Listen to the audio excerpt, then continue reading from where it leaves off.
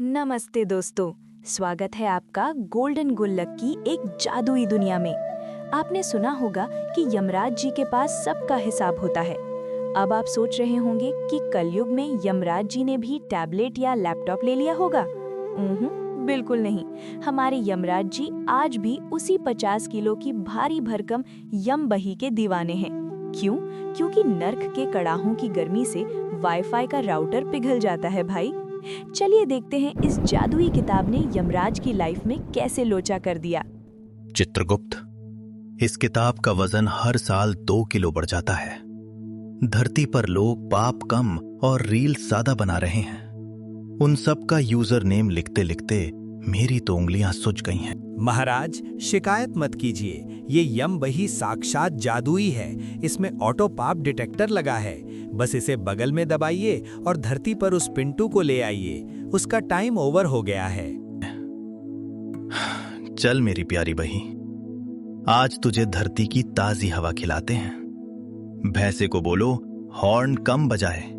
पिछली बार इंद्रदेव की नींद खुल रही थी। तो साहब, यमराज जी अपनी भारी किताब दबाकर धरती पर उतरे। पर दिल्ली की गर्मी और गुप्ता जी के गोलगप्पों की खुशबू ने यमराज जी का इरादा ही बदल दिया। उन्होंने सोचा, पिंटू तो कहीं भागा नहीं जा रहा, पहले ये तीखा पानी चखा जाए। आहा, चित्रगुप्त को बोलना पड़ेगा कि स्वर्ग के मेन्यू में अमृत हटाकर ये सूंठ वाली चटनी शामिल करे। भाई साहब, एक पत्तल और लगाना, थोड़ा तीखा ज्यादा। अरे ओ ताऊ, ये अपनी पुरानी डायरी साइड में रखो, यहाँ ग्राहक आ रहे हैं। और ये मूछें संभालो, कहीं प्लेट में न गिर जाएं। तभी वहाँ से गुजरा हमारा गपोड़ी। गपोड़ी को लगता है कि दुनिया की हर चमकती चीज उसके लिए खजाना है। उसकी नजर उस चमकती किताब पर पड़ी और उसके दिमाग की बत्ती जल गई। ओ तेरी, ये कौन सी भारी डिक्शनरी है भाई? इतनी चमक रही है जैसे इसके अंदर सोने के सिक्के भरे हों। पक्का किसी अमीर तांत्रिक की डायरी है। इसे बेचकर तो मैं सीधा करोड़ों कमाऊंगा।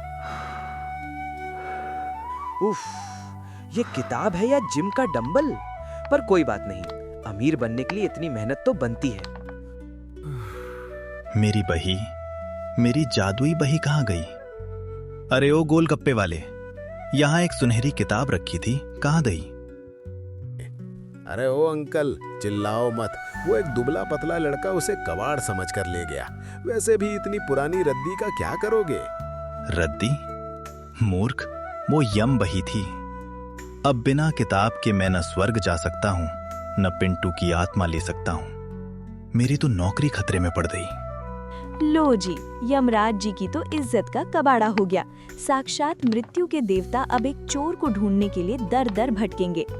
दोस्तों, यहाँ एक छोटी सी सीख है।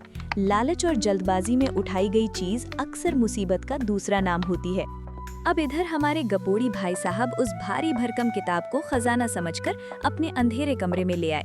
बाहर से ताला जड़ दिया ताकि कोई झांक न सके। गपोड़ी को लगा था कि इस पुरानी जिल्द के अंदर सोने के सिक्के या हीरे जवाहरात दबे होंगे। लेकिन भाई, ये किताब कोई बैंक की तिजोरी नहीं थी, ये तो साक्षात यमलोक का लाइव डेटाबेस था। जैसे ही गपोड़ी ने इसे खोलने के लिए एक हथौड़ा उठाया, ओह मम्मी रे, ये किताब है या बिजली का खंबा? एक हथौड़ा क्या मारा, इसने तो मेरा पूरा फ्यूज ही उड़ा दिया। सावधान, तुम यमलोक के रिकॉर्ड से छेड़छाड़ कर रहे हो। अनाधिकृत प्रवेश। अपना चेहरा सामने लाओ, वरना नर्क का वीआईपी पास अभी के अभी तुम्हारे नाम पर प्रिंट कर दिया जाएगा। अरे, ये तो बोलती भी है। भाई साहब, मेरा मतलब है किताब जी, मैं तो बस आपकी धूल साफ कर रहा था। मेरा चेहरा तो बहुत मासूम है, मैं तो गाय जैसा सीधा हूँ। चेहरा स्कैन हो गया। नाम गपोड़ी, काम वेल्ला और पार्ट टाइम चोर। पाप स्कोर 99%। इस किताब को खोलने के लिए एक गुप्त सच की जरूरत है। ऐसा सच जो तुमने अपनी परछाई को भी न बताया हो। गपोड़ी का पसीना छूटने लगा। उसे पन्ने के ऊपर उबलते हुए तेल के कड़ाहों की परछाई दिखने लगी। उसे लगा कि अगर सच नहीं बोला तो आज रात का डिनर यमराज के साथ ही करना पड़ेगा। अच्छा बाबा सुन, कल मैंने पड़ोस वाली चाची की वॉशिंग मशीन में ईंट डाल दी थी क्योंकि वो मुझे क्रिकेट नहीं खेलने देती थी, और सबको कह दिया कि मशीन में भूत आ गया है। झूठ। ये बात चाची को पहले से पता है, इसलिए कल उन्होंने तुम्हारी चप्पलें छुपा दी थी। कोई असली सच बोलो। अच्छा ठीक है, मोहल्ले की पिंकी का जो कुत्ता खोया था उसे मैंने ही पड़ोसी के गार्डन में छोड़ दिया था क्योंकि वो मुझ पर बहुत भौंकता था। अब बस भी करो, मेरी जान लोगी क्या? सच्चाई मैच हुई। यम वही में आपका स्वागत है। चलिए आपको नर्क का लाइव टेलीकास्ट दिखाते हैं। पेज नंबर 420, झूठ बोलने वालों का स्पेशल कड़ाहा। ओ तेरी, ये क्या है? ये यमदूत तो सच में पकोड़े तल रहे हैं, पर ये बेसन नहीं, इंसान डाल रहे हैं। बंद करो ऐसे, मुझे नहीं चाहिए खजाना, मुझे तो वापस अपनी दाल रोटी वाली जिंदगी चाहिए। उधर हमारे यमराज जी का हाल बेहाल था।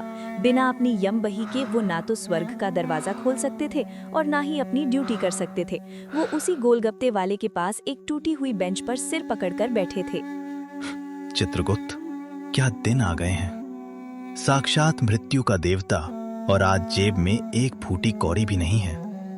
वो गोलगप्पे वाला तो मुझे ऐसे घूर रहा है जैसे मैं ही उसके सारे पापों की जड़ हूं। अरे ओ ताऊ, ये रोना धोना बंद करो और ये प्लेटें साफ करो। 30 रुपए के गोलगप्पे खाए थे तुमने, अभी तो सिर्फ 5 प्लेटें धुली हैं। अगर मेरे पास मेरी किताब होती तो इसका नाम बर्तन मांजने वालों की लिस्ट में सबसे ऊपर डाल देता, पर अभी तो मुझे ये साबुन ही रगड़ना पड़ेगा। अब गपोड़ी भाई साहब के तो वारे न्यारे थे। पार्क के चबूतरे पर गपोड़ी ऐसे बैठा था जैसे सीधा स्वर्ग से प्रमोशन लेकर आया हो। उसके हाथ में यमराज की यम बही चमक रही थी और सामने मोहल्ले वालों की ऐसी लाइन लगी थी जैसे राशन की दुकान पर मुफ्त का तेल मिल रहा हो। गपोड़ी ने नियम बना दिया था, सच जानना है तो पेट पूजा करवानी होगी। ऐ गपोड़ी, जरा इस डायरी में देख के बता, मेरी काम वाली कल 2 किलो चीनी चुरा के ले गई क्या? और ये बनवारी बनिया कह रहा है कि इसने मेरा पिछला उधार चुका दिया है। सच बता रही है क्या ये किताब? अरे चाची, भगवान से डरो। झूठ। चीनी काम वाली ने नहीं, बल्कि चाची ने खुद पड़ोस वाली बिल्ली के डर से अलमारी के पीछे छिपाई है और भूल गई है। और बनभारी, तुमने पैसे नहीं बल्कि नकली कूपन दिए थे। ओ तेरी, चाची की चोरी पकड़ी गई। अरे वो मैं तो बस टेस्ट कर रही थी कि किताब असली है या नहीं। देखा, इस किताब से कुछ नहीं छिप सकता। अब लाओ मेरा प्रीमियम नाश्ता। होगी। उधर असली यमराज जी ढाबे के बाहर जूठे बर्तन मांजते मांजते लाल पीले हो रहे थे। उन्हें खबर मिली कि एक गपोड़ी उनकी इज्जत यानी कि किताब को समोसा डिटेक्टर बना चुका है। यमराज ने अपनी धोती कसी और एक मास्टर प्लान बनाया। हे चित्रगुप्त, साक्षात मृत्यु का देवता और एक मामूली सा गपोड़ी मेरी यम बही से उधार और चीनी का हिसाब कर रहा है। इसे तो मैं नर्क की ऐसी सैर कराऊंगा कि ये पनीर खाना भूल जाएगा। पर पहले मुझे एक लाचार बूढ़ा बनना होगा। बेटा गपोड़ी, ओ बेटा, सुना है तेरी ये पोथी बहुत सच बोलती है। जरा मेरा भी भाग्य देख दे बाबा। क्या मुझे कभी शांति मिलेगी या मैं पूरी उम्र बर्तन ही मांजता रहूंगा? ए बुढ़े, पीछे हट, मेरा टाइम बहुत कीमती है। तेरे पास कुछ खिलाने को है नहीं और भाग्य जानने चला है। जाके मंदिर के बाहर बैठ। जैसे ही यमराज ने किताब के करीब अपनी लाठी छुआई, यम बही पागलों की तरह उछलने लगी। उसमें से ऐसी आवाज आई जैसे कोई अलार्म बज रहा हो। चेतावनी, चेतावनी, असली मालिक 1 मीटर की दूरी पर है। तुझे तो मैं सीधे चित्रगुप्त के अब तक जिस ताऊ को गपोड़ी पुराना चावल समझ रहा था, उनका पारा 7वें आसमान पर पहुंच गया। यमराज ने जोर से चिल्लाकर कहा, पोड़ी, तूने कुदरत के नियमों के साथ खिलवाड़ किया है। ये जादुई किताब कोई कागज का पुलिंदा नहीं, ये जिंदगियों का हिसाब है। क्या तुझे पता है तेरी एक हरकत से कितने लोगों का समय बदल गया? महाराज, मुझे नहीं पता था। मुझे लगा ये बस एक पुरानी चीज है। मुझे माफ कर दीजिए। चोर, पापी, हिसाब दो। आह, ये गर्म हो रही है। ये मेरे हाथों से अलग क्यों नहीं हो रही? यमराज जी, बचाओ, मैं जल रहा हूँ। वो किताब नहीं जल रही कपोड़ी, वो तेरा लालच जल रहा है। जब तक तू अपने मन से इस चोरी के फल का मोह नहीं त्यागेगा, ये तुझे नहीं छोड़ेगी। महाराज, मुझे कुछ नहीं चाहिए, न समोसे, न शोहरत, न किसी का राज। मुझे बस मेरा वो सुकून वापस दे दो। मैं मेहनत करूंगा, पसीना बहाऊंगा, पर कभी किसी का हक नहीं मारूंगा। ये अपनी अमानत संभालिए।